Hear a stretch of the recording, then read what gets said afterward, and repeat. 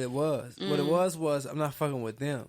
Okay. I'm not fucking with them dark skinned girls, but like other dark skinned, I talked to other dark skinned chicks who don't live in the projects. You know what I'm saying? Who their parents presented them right. Like that's what I'm saying. But I was never presented them right. Like I was like for real. Like you know what I'm saying? You want to be proud of your kids when they walk out though. You don't want your kids to be looking like you if you don't give a damn. You know what I'm saying? Like at least make your kids give a damn. We don't have a choice. We born into this. So if you know what I'm saying, I could be the better you. You know what I'm saying? Like I should be the better you. Yeah, I guess, but what I was saying was, my parents made shit work for me. And then when I got made fun of because I was darker skinned. And that's cool. Like, that's kid shit. I'm not worried about that. But that's when I knew, and I took it upon myself, like, I'm not going to I don't need validation from nobody. Right. On how beautiful I am, how intelligent I am. Like, I'm going to tell myself that. So, I didn't really have, like, a role model or anybody on television that I can, like, look to, or even, in my day-to-day life, like, nobody that looked like me. Like, I had to be everything to myself. That's crazy. And as a dark-skinned girl growing up trying to figure shit out, like, that's rough, but I figured it out, so it is what it is. Like, it's fucked up. Even when you look at television, look at Martin. Gina was the light-skinned wife, and Pam was the friend that never had no man, got caught. Well, Martin, the jokes, so she don't got no man. Sometimes she had B2Bs, and I feel like that's a part of the problem. Like images like that are being put in front of us, and they're forming these ideologies that, like, okay, light skin is better. You're a wife. You're educated. Gina was educated. She was college educated. She had both her parents. Her father was a doctor. And then here's Gina, like, B2B. I mean, here's Pam, like, B2B. Like, shit like that. That's why I appreciate watching, like, different dark-skinned women. Like, those images are important, and not to, like, bash, like, lighter skin, but, like, those positive images are important to young girls that are looking at them and watching them. Right. No, they are. Yeah. So just to piggyback off of that, a clip surfaced of VH1 show Signed that clearly displayed, I believe her name was Kaya, who was a dark-skinned woman, going against Brittany, who's a lighter-skinned woman. They were performing, and they picked the same beat. Kaya's song was, I know a little bit about music. It was a lot better than Brittany's song, but Brittany was the favorite amongst Rick Ross and The Dream, and, but her song wasn't, really that good. Kaya got shut down before she even was able to finish out her song. So it's just like these things this colorism is just resurfacing. Like, what did you think about when you watched that clip, Dr. Key? I mean, like, yeah, that's just like I said, you have a group of men there. Their preference is obviously not the music, because we know who music was better. You know what I'm saying? Like, they was looking at the girl who was presenting the more body, or who was looking the sexiest. And that's who got the award in that moment. That's what happened. That's just what it is. Like, so you think it was sexual sexism as well as I wouldn't call it sexism. I mean sexism, but I mean they like what they like. You know what I'm saying? Like, what it is. Like, they obviously didn't give them no talent, because they quickly they didn't pick the talent at all.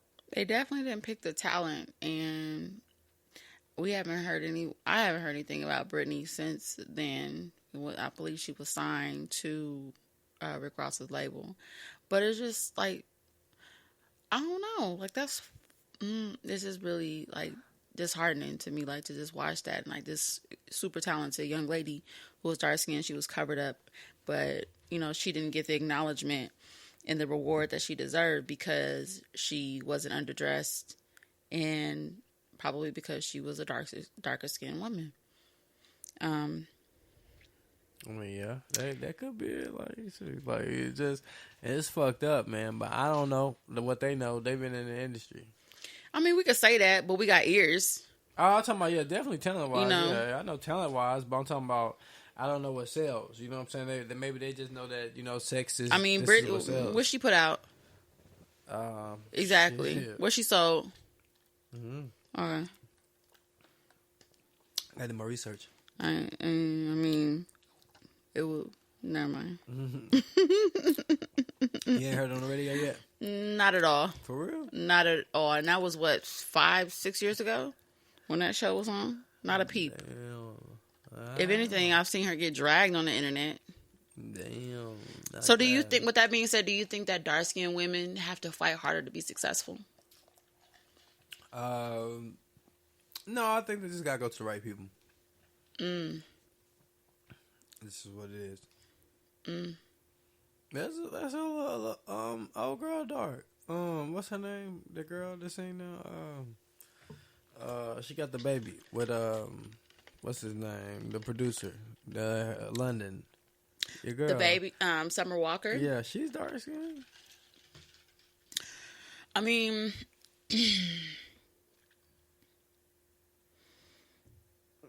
I'm not saying that we're not successful. Like there's a lot of successful dark skinned women. Okay. But do I think that we have to fight harder, work harder, strive harder to become successful? Yeah, absolutely. And I'm speaking from a dark skinned woman's perspective. Absolutely. Absolutely. Because once again, these images that we're fed and like dark skinned women are, I don't know if I told this story, but I had my sister's friend. I used to work at a call center for a timeshare management company. She had a friend that was from Africa. And mind you, at the time, like I drove, and these are just things that like, even with all of this going, all of these things that I've accomplished, and so I still get labeled or, try to get labeled as like this person that I'm not. So off the rip, like she, after getting to know me, like I, had my house, like I was married, no kids. I drove a nice car, I drove a BMW, like even with all this. And when she came to my home and she's my sister's friend, she said, "Oh, I thought you was like, I wore J's to work and my jeans, it was casual. I dressed nice, hair done. Like I'm presenting myself how I'm going to present myself. I'm never going to be nobody else." But even with that, I believe she said something to the effect like, "I thought you like, had a whole bunch of like," it's so many words like baby daddies or like kids and like, was unwed and like just unruly and just like out here. But I'm just saying like, that's just off of what the assumptions that people make.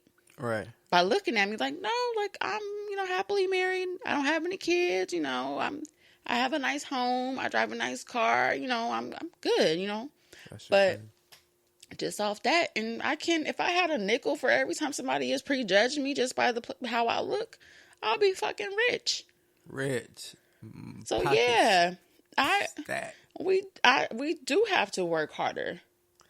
That's crazy. See, I didn't know that. You know what I'm saying? Because I'm a dark-skinned man. You know what I'm saying? So I didn't know it was hard for my dark-skinned sisters. I thought it was easy for y'all. You're just a beautiful person. You carry yourself high. You know what I'm saying? But I have to. I can't. I cannot carry myself high, which has been a benefit to me.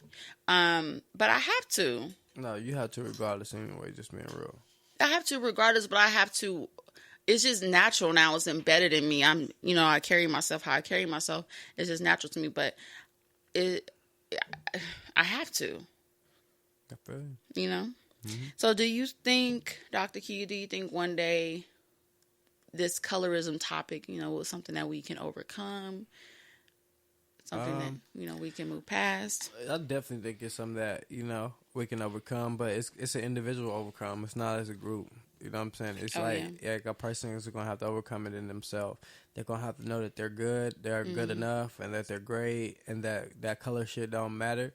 You know what I'm saying? And that, you know, if you know, you do see someone who has a color problem, you know what I'm saying, or feel like your color, you should be lower, you just bring yourself higher and shit on them. You know what I'm saying? Like, that's all it is. Show them what that melanin is about.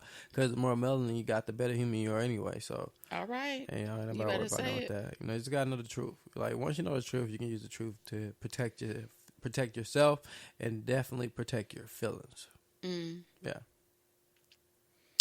Yeah, I mean, like you said, I'm going to piggyback off what you said. I do feel like it's something that we can overcome, but it is definitely individual. We can't change the world and, you know, thousands of years of, you know, ignorant thinking and doings. But, you know, each day, you know, we can change.